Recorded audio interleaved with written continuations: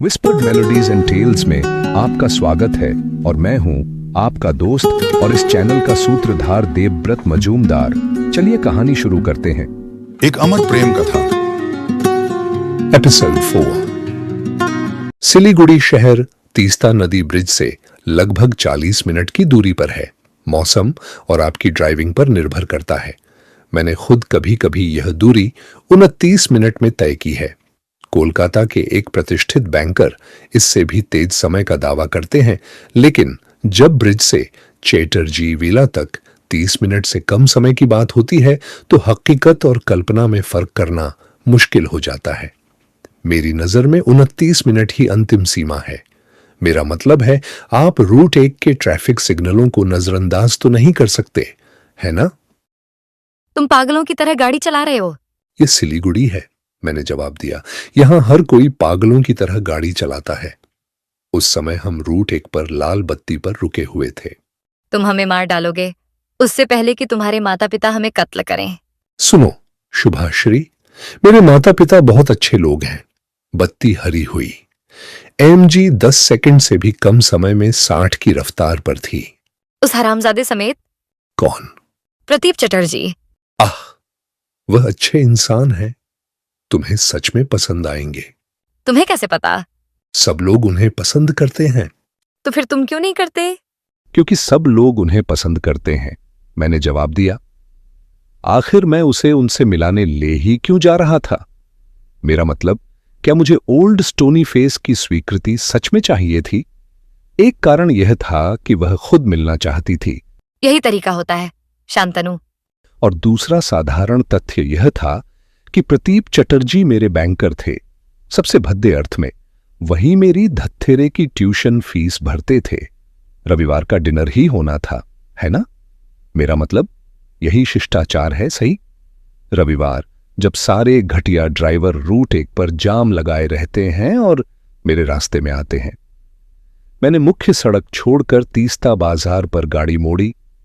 एक ऐसी सड़क जिसके मोड़ में 13 साल की उम्र से तेज रफ्तार में लेता आया था। यहाँ कोई घर नहीं है, सिर्फ पेड़ हैं। घर पेड़ों के पीछे हैं। ग्रोटन स्ट्रीट पर चलते हुए बहुत सावधान रहना पड़ता है, वरना हमारे घर की मोड़ छूट सकती है। सच तो यह है कि उस दोपहर में खुद ही वह मोड़ चूक गया।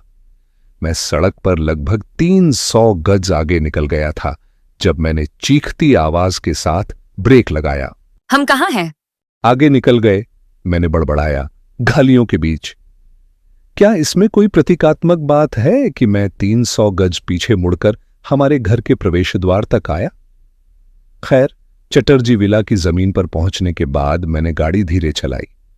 ग्रोटन स्ट्रीट से चटर्जी हाउस तक कम से कम आधा मील भीतर जाना पड़ता है। रास्ते में और भी, खैर, इमारतें पड़ती हैं।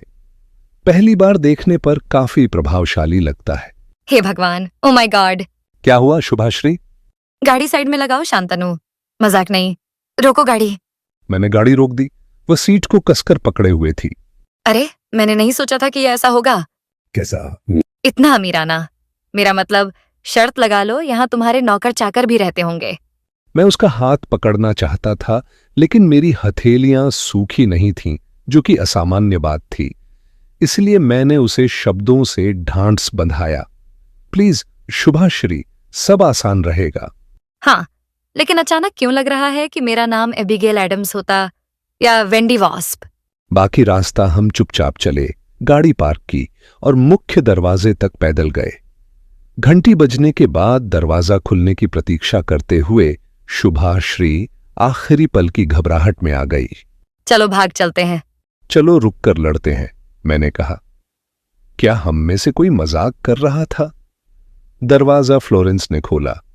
चटर्जी परिवार की समर्पित और पुरानी नौकरानी। ओ मास्टर शांतनु। उसने मेरा स्वागत किया। भगवान, मुझे यह कहलाना कितना नापसंद है। मुझ और ओल्ड स्टोनी फेस के बीच यह निहित अपमानजनक भेद मुझे सख्त चिढ़ दिलाता है। फ्लोरेंस ने बताया कि मेरे माता पिता लाइब्रेरी में हमारा इंतजार कर रहे हैं। रास्ते में लगे कुछ चित्रों को देखकर शुभाश्री अचंभित रह गई। सिर्फ इसलिए नहीं कि उनमें से कुछ राजा रवि वर्मा के बनाए हुए थे, विशेषकर चटर्जी द्वितीय का, जो कभी कभी बड़ौदा म्यूजियम में प्रदर्शित होता है, बल्कि इसलिए भी कि उसे अभी पता चला कि मेरे सभी पूर्वजों का नाम चटर्जी नहीं था। कुछ मजबूत चटर्जी महिलाएं भी थीं जिन्होंने अच्छे घरानों में विवाह किए और चटर्जी विंथ्रोप, रिचर्ड चटर्जी स्यूअल, यहां तक कि एबॉट लॉरेंस लाइमन जैसे वंशज पैदा की, जिनमें इतनी जुर्रत थी कि वे पूरी जिंदगी और हार्वर्ड, जो उसका स्वाभाविक विस्तार था, गुजार गए, एक पुरस्कार विजेता रसायनज्ञ बन गए, बिना अपने मध्य नाम में चटर्जी जोड़े। ओह माय गॉड, मुझे तो हार्वर्ड की आधी इमारतें यहाँ टंगी हुई दिख रही हैं। सब बकवास है। मुझे पता ही नहीं था कि तुम्हारा रिश्ता सिवॉल बोट हाउस से भी है। हाँ, मैं लकड़ी और पत्थर की लंबी परंपरा से आता हूं। लंबी कतार वाले चित्रों के अंत में और लाइब्रेरी में मुड़ने से ठीक पहले एक कांच का शोकेस रखा था। उस केस में ट्रॉफियां थीं, एथलेटिक ट्रॉफियां। ये तो कमाल की है। मैंने कभी ऐसी नहीं देखी जो सच में सोने चांदी की लगे। ये सच में है। ओह माय गॉड, तुम्हारी? नहीं, उनकी। यह निर्विवाद रिकॉर्ड का विषय है कि प्रदीप चटर्जी ने एम्स्टर्डम ओलंपिक में कोई स्थान प्राप्त नहीं किया था, लेकिन यह भी उतना ही सच है कि उन्होंने कई अन्य अवसरों पर रोइंग में उल्लेखनीय विजय हासिल की थी। कई, बहुत सी। इसका चमचमाता प्रमाण अब शुभाश्री की चौंधियाई आंखों के सामने था। क्रैंस्टन की बॉलिंग लीग में तो ऐसी चीजें नहीं मिलती। फिर शायद उसने मुझे भी थोड़ा महत्व दिया। तुम्हारे पास भी ट्रॉफियां हैं शांतनु? हाँ, आई हैव। किसी केस में? मेरे कमरे में, बिस्तर के नीचे। उसने मुझे अपनी वही खास शुभाश्री वाली नजर दी और फुसफुसाई। बाद में चलकर देखते हैं। हाँ, मैं जवाब दे पाता या उसके इस सुझाव के असली मतलब का अंदाजा लगा पाता, उससे पहले ही हमें बीच में टोक दिया गया। हेलो वहां। Stony face. वही स्टोनी फेस था। ओह हेलो सर, ये शुभाश्री। मेरी बात पूरी होने से पहले ही वह उससे हाथ मिला रहा था। मैंने नोट किया कि उसने अपना कोई भी बैंकर वाला वेश नहीं पहन रखा था। बिल्कुल नहीं। प्रदीप चटर्जी ने एक शानदार कश्मीरी स्पोर्ट्स जैकेट पहन रखी थी और उसके आम तौर पर पत्थर जैसे चेहरे पर एक चालाक मुस्कान थी। अंदर आइए और मिसेस चटर्जी से मिलिए। शुभाश्री के लिए एक और जीवन में एक बार मिलने वाला रोमांच इंतजार कर रहा था। अपर्णा चटर्जी टिप्सी चटर्जी से मुलाकात। कभी कभी मैं सोचता था कि अगर वह आगे चलकर संग्रहालय की ईमानदार न्यासी न बनी होती तो बोर्डिंग स्कूल का उनका यह उपनाम उन पर क्या असर डालता। रिकॉर्ड के लिए दर्ज रहे। टिप्सी चटर्जी ने कॉलेज पूरा नहीं किया था। उन्होंने स्मिथ कॉलेज अपने दूसरे वर्ष में ही छोड़ दिया था, अपने माता पिता की पूर्ण सहमति से प्रदीप चटर्जी से विवाह करने के लिए। मेरी पत्नी अपर्णा, ये शुभाश्री। परिचय देने का काम वह पहले ही अपने हाथ में ले चुके थे। मुखर्जी, मैंने जोड़ा, क्योंकि ओल्ड स्टोनी को उसका उपनाम नहीं पता था। मुखोपाध्याय। शुभाश्री ने शिष्टता से सुधारा, क्योंकि मैंने उसका उच्चारण गलत किया था। अपनी पूरी जिंदगी में पहली और आखिरी बार।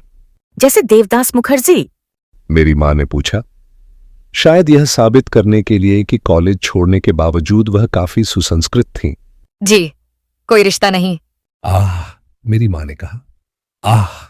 मेरे पिता ने कहा, और मैं यह सोचते हुए कि क्या उन्होंने शुभाश्री का मजाक समझा भी या नहीं, बस इतना ही जोड़ सका। मां और शुभाश्री ने हाथ मिलाया और घर में होने वाली सामान्य औपचारिक बातों के आदान प्रदान के बाद हम बैठ गए। सब चुप थे। मैं माहौल भांपने की कोशिश कर रहा था। निस्संदेह मां शुभाश्री को परख रही थी। उसके कपड़े आज बोहो नहीं, उसका बैठने का ढंग, उसका व्यवहार, उसका लहजा। सच कहूं तो क्रैंस्टन की झलक सबसे शिष्ट क्षणों में भी सुनाई दे रही थी। शायद शुभाश्री भी मां को परख रही थी। लड़कियां ऐसा करती हैं, मुझे बताया गया है। इससे उन्हें उन पुरुषों के बारे में बहुत कुछ पता चलता है जिनसे वे शादी करने वाली होती हैं। शायद वह प्रदीप चटर्जी को भी परख रही थी। क्या उसने नोटिस किया कि वह मुझसे लंबे थे? क्या उसे उनकी कश्मीरी जैकेट पसंद आई? प्रदीप चटर्जी स्वाभाविक ही अपना ध्यान मुझ पर केंद्रित किए हुए थे। कैसे हो बेटे? एक धत्तेरे के स्कॉलर होने के बावजूद बातचीत में वह बेहद कमजोर थे। ठीक हूं सर, बिल्कुल ठीक। संतुलन बनाने के लिए मां ने शुभाश्री से पूछा। यात्रा अच्छी रही? जी, अच्छी और तेज। शांतनु तेज ड्राइवर हैं। ओल्ड स्टोनी ने बीच में कहा। आपसे तेज नहीं फादर, मैंने पलट कर कहा। वह इस पर क्या कहते? हाँ, शायद नहीं। बिल्कुल नहीं फादर। मां, जो हर परिस्थिति में उनका ही पक्ष लेती है, ने विषय बदलकर अधिक सार्वभौमिक रुचि की बात छेड़ दी। शायद संगीत या कला। मैं ठीक से सुन भी नहीं रहा था। थोड़ी देर बाद एक चाय का कप मेरे हाथ में आ गया। धन्यवाद, मैंने कहा, फिर जोड़ा, हमें अब चलना होगा। क्या? शुभाश्री ने कहा। लगता है वे पुच्चीनी या कुछ और पर चर्चा कर रहे थे और मेरी बात कुछ असंबद्ध लगी। मां ने मेरी ओर देखा, जो दुर्लभ घटना थी। पर तुम लोग डिनर के लिए ही आए हो, है ना?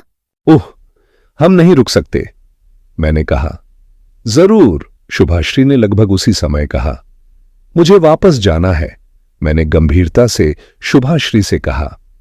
उसने मुझे ऐसी नजर से देखा मानो कह रही हो, तुम क्या कह रहे हो? तभी ओल्ड स्टोनी फेस बोले, तुम लोग डिनर के लिए रुक रहे हो, ये आदेश है। उनके चेहरे की बनावटी मुस्कान ने उसे आदेश होने से कम नहीं किया। और मैं इस तरह की बकवास ओलंपिक फाइनलिस्ट से भी बर्दाश्त नहीं करता। हम नहीं रुक सकते सर, मैंने कहा। हमें रुकना चाहिए शांतनु। क्यों? क्योंकि मुझे भूख लगी है। हम प्रतीप चटर्जी की इच्छा के अनुसार मेज पर बैठ गए। उन्होंने सिर झुका लिया। मां और शुभाश्री ने भी वैसा ही किया। मैंने हल्का सा झुकाया।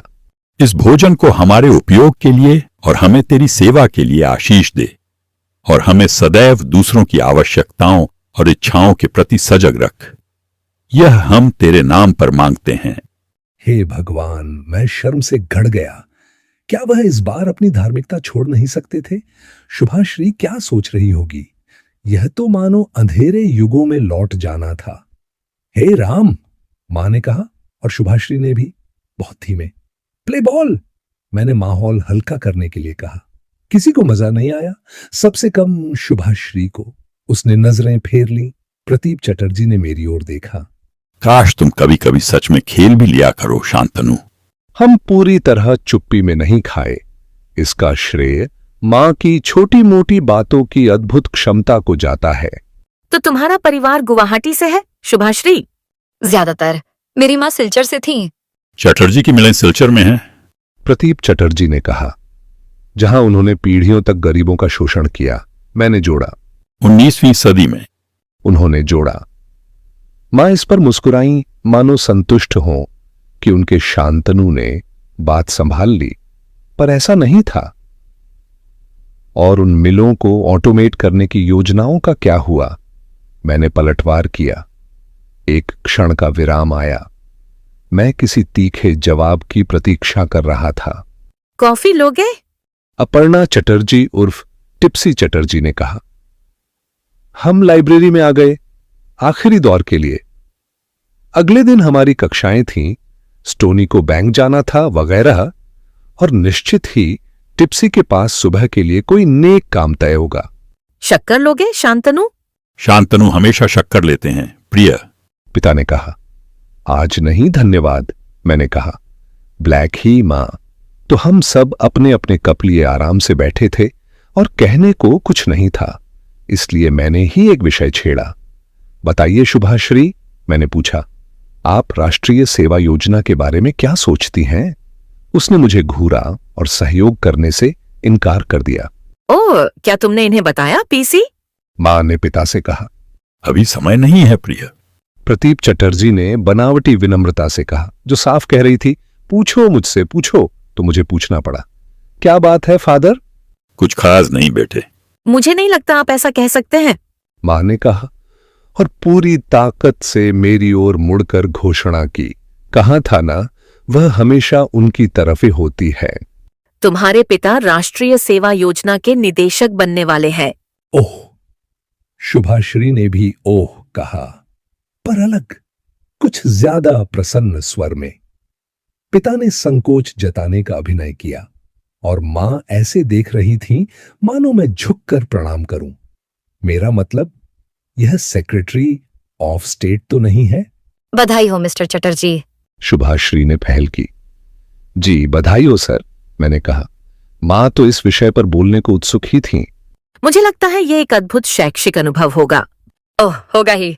शुभाश्री ने सहमति जताई। हां, मैंने बिना विशेष विश्वास के कहा। जरा शक्कर पास करें प्लीज। शुभाश्री, आखिर वह सेक्रेटरी ऑफ स्टेट तो नहीं बन रहे।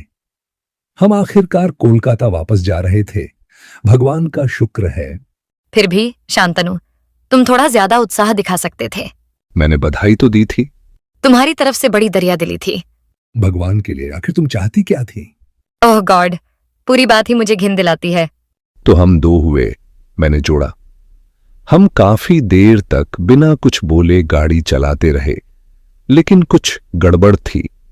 कौन सी पूरी बात तुम्हें घिन दिलाती है शुभाश्री? मैंने देर से पूछा। जिस घिनौने तरीके से तुम अपने पिता से पेश आते हो। और जिस घिनौने तरीके से वह मुझसे पेश आते हैं, उसका क्या? मैंने जैसे कोई डिब्बा खोल दिया था, या कहें स्पेगेटी सॉस का जार। क्योंकि शुभाश्री ने पिता के प्रेम पर पूरा हमला बोल दिया। वही असामीज गुवाहाटी भावुकता, और यह कि मैं असम्मानजनक हूं। तुम उन्हें परेशान करते रहते हो, करते रहते हो, करते रहते हो। यह आपसी है शुभाश्री, या तुमने नोटिस नहीं किया? मुझे लगता है तुम किसी भी हद तक जा सकते हो, सिर्फ अपने बूढ़े बाप को चोट पहुंचाने के लिए। प्रदीप चटर्जी को चोट पहुंचाना नामुमकिन है। उसने जवाब देने से पहले एक अजीब सी चुप्पी ली। शायद अगर तुम शुभाश्री मुखोपाध्याय से शादी कर लो तो। मैंने खुद को इतना संभाला कि गाड़ी मोड़कर एक सी फूड डाइनर की पार्किंग में लगा सका। फिर मैं उसकी ओर मुड़ा, गुस्से से उबलता हुआ। तुम सच में ऐसा सोचती हो? मैंने मांग की। मुझे लगता है ये उसका एक हिस्सा है। उसने बहुत धीमे कहा। शुभाश्री, क्या तुम्हें यकीन नहीं कि मैं तुमसे प्यार करता हूं? मैंने लगभग चिल्ला कर कहा। है, लेकिन एक पागल सी तरह से तुम मेरी नकारात्मक सामाजिक स्थिति से भी प्यार करते हो। मेरे पास कहने को कुछ नहीं था, सिवाय नहीं के। मैंने यह कई बार कहा, कई लहजों में। मैं इतना विचलित था कि उसकी भयानक बात में रत्ती भर सच्चाई होने की संभावना तक सोचने लगा, लेकिन वह भी ठीक हालत में नहीं थी। मैं फैसला नहीं सुना रही, शान। बस मुझे लगता है यह उसका हिस्सा है। जैसे मैं जानती हूं कि मैं सिर्फ तुमसे नहीं प्यार करती, मैं तुम्हारे नाम से भी प्यार करती हूं, और तुम्हारे उस न्यूमेरल से भी। उसने नजरें फेर लीं। मुझे लगा वह रो पड़ेगी, लेकिन नहीं, उसने अपनी बात पूरी की। आखिरकार वह भी तो तुम्हारा ही हिस्सा है। मैं कुछ देर यूं ही बैठा रहा, बाहर टिमटिमाते नियन साइन को देखते हुए। Clams and oysters. मुझे शुभाश्री में सबसे ज्यादा जो बात पसंद थी, वह थी मेरे भीतर झांक लेने की उसकी क्षमता, बिना मेरे शब्दों में ढाले ही मुझे समझ लेने की। वह अब भी वही कर रही थी। लेकिन क्या मैं इस सच्चाई का सामना कर सकता था कि मैं परफेक्ट नहीं हूं? गॉड, उसने तो पहले ही मेरी कमजोरियां और अपनी भी स्वीकार कर ली थीं। भगवान, मैं खुद को कितना अयोग्य महसूस कर रहा था। मुझे समझ नहीं आ रहा था क्या कहूं। क्लैम लोगी या ऑयस्टर शुभाश्री? मुंह पे मुक्का लोगे प्रेपी? हां, मैंने कहा। उसने मुट्ठी बांधी, फिर उसे धीरे से मेरे गाल से लगा दिया। मैंने उसे चूम लिया, और जब मैं उसे गले लगाने बढ़ा, उसने मुझे बांह सीधी करके रोका और गैंगस्टर मॉल की तरह भौंकी। बस गाड़ी चलाओ प्रेपी, वापस स्टीयरिंग पर जाओ और स्पीड बढ़ाओ। मैंने किया, सच में किया। मेरे पिता की मूल टिप्पणी उस चीज पर थी जिसे वह मेरी अत्यधिक रफ्तार मानते थे। जल्दबाजी, उतावलापन। उनके सटीक शब्द मुझे याद नहीं, लेकिन कोलकाता क्लब में हमारे लंच के दौरान उनका पूरा उपदेश इसी पर केंद्रित था कि मैं बहुत तेज जा रहा हूं। शुरुआत उन्होंने यह सलाह देकर की कि मैं खाना धीरे खाऊं, मैंने शिष्टता से कहा कि मैं अब वयस्क हूं, उन्हें मेरे व्यवहार को सुधारना, यहां तक कि उस पर टिप्पणी करना भी बंद कर देना चाहिए। उन्होंने कहा कि विश्व नेताओं को भी कभी कभी रचनात्मक आलोचना की जरूरत होती है। मैंने इसे कोलकाता में इंग्लिश प्रशासन के दौरान उनकी सेवा की ओर हल्का सा इशारा माना, लेकिन मैं उन्हें FDR या अमेरिकी बैंक सुधारों की यादों में जाने का मौका देने वाला नहीं था, इसलिए मैं चुप हो गया। हम कोलकाता के कोलकाता क्लब में लंच कर रहे थे। मेरे पिता के अनुसार मैं बहुत तेज खा रहा था। इसका मतलब था हम उनके लोगों से घिरे थे, उनके सहपाठी, क्लाइंट, प्रशंसक वगैरह, मानो पूरा खेल पहले से रचा गया हो। अगर ध्यान से सुनते तो कोई फुसफुसाता, वह रहा शांतनु चटर्जी, या वही चटर्जी, बड़ा एथलीट। यह हमारी गैर बातचीत की श्रृंखला का एक और दौर था। बात हो रही थी पर असली बात नहीं। फादर, आपने शुभाश्री के बारे में एक शब्द भी नहीं कहा। कहने को है ही क्या, तुम हमें एक तयशुदा स्थिति के सामने खड़ा कर चुके हो, है ना? लेकिन आप सोचते क्या हैं फादर? मुझे शुभाश्री प्रशंसनीय लगती है, और उसके पृष्ठभूमि की लड़की का पेरिस तक पहुंचना। इस बनावटी मेल्टिंग पॉट बकवास से वह मुद्दे से बच रहे थे। सीधे मुद्दे पर आइए फादर। मुद्दा उस युवती से जुड़ा ही नहीं, मुद्दा तुमसे जुड़ा है, तुम्हारा विद्रोह। तुम विद्रोह कर रहे हो बेटे। फादर, मुझे समझ नहीं आता कि एक सुंदर और प्रतिभाशाली लड़की से शादी करना विद्रोह कैसे हुआ। मेरा मतलब, वह कोई पागल हिप्पी तो नहीं। वो बहुत सी चीजें नहीं है। अब असली मुद्दा आ रहा था। आपको सबसे ज्यादा क्या खटकता है फादर, कि वह सनातनी ब्राह्मण है या कि वह गरीब है? उन्होंने हल्के झुककर लगभग फुसफुसाते हुए जवाब दिया। तुम्हें उसमें सबसे ज्यादा क्या आकर्षित करता है? मैं उठकर जाना चाहता था। मैंने उनसे कह भी दिया, यहीं बैठो और एक मर्द की तरह बात करो। उन्होंने कहा। मानो उसके उलट मैं क्या था, लड़का, लड़की, चूहा। खैर, मैं बैठा रहा। स्टोनी फेस को मेरे बैठे रहने से अपार संतोष मिला। मैं देख सकता था वह इसे मेरे पर एक और जीत मान रहे थे। मैं सिर्फ इतना कहूंगा कि तुम थोड़ा इंतजार करो। थोड़ा की परिभाषा बताइए। लॉ स्कूल पूरा करो। अगर यह सच है तो समय की कसौटी पर खरा उतरेगा। यह सच है, लेकिन मैं इसे किसी मनमाने इम्तिहान से क्यों गुजारूं? मेरा संकेत साफ था। मैं उनके सामने खड़ा हो रहा था, उनकी मनमानी के सामने, मेरे जीवन को नियंत्रित करने की उनकी जिद के सामने। शांतनु, उन्होंने नया दौर शुरू किया। तुम अभी नाबालिग हो। किस मायने में? मेरा गुस्सा भड़क रहा था। तुम अभी 21 के नहीं हुए, कानूनी रूप से वयस्क नहीं हो। कानूनी बारीकियों की ऐसी की तैसी। शायद आसपास बैठे लोगों ने यह सुन लिया हो। मेरी ऊंची आवाज की भरपाई जैसे करते हुए प्रदीप चटर्जी ने अगली बात तीखी फुसफुसाहट में कही। अभी उससे शादी करो तो मैं तुम्हें पहचानूंगा तक नहीं। किसी ने सुना तो सुने। फादर, आपको खुद ही समय का अंदाजा नहीं है। मैं उनकी जिंदगी से बाहर चला आया और अपनी जिंदगी शुरू कर दी। नमस्ते प्यारे दोस्तों, स्वागत है विस्पर्ड मेलोडीज एंड टेल्स में, जहां संगीत और कहानियां एक नई जिंदगी पाती हैं। अगर आपको दिल को छू लेने वाले गीत और मनमोहक कहानियां पसंद हैं तो आप बिल्कुल सही जगह पर हैं। तो जल्दी से सब्सक्राइब बटन दबाएं और बेल आइकन को टैप करें ताकि हर नया गाना और कहानी आप तक सबसे पहले पहुंचे। अगर आपको ये पसंद आया हो तो लाइक बटन दबाना ना भूलें। आपका एक लाइक हमारे लिए बहुत मायने रखता है और हमें और बेहतरीन कंटेंट बनाने के लिए प्रेरित करता है। आपके प्यार और सपोर्ट के लिए धन्यवाद। इसी तरह हमारे साथ बने रहें, सपने देखें, सुरों में खो जाएं और कहानियों की दुनिया में डूब जाएं। मिलते हैं अगले वीडियो में।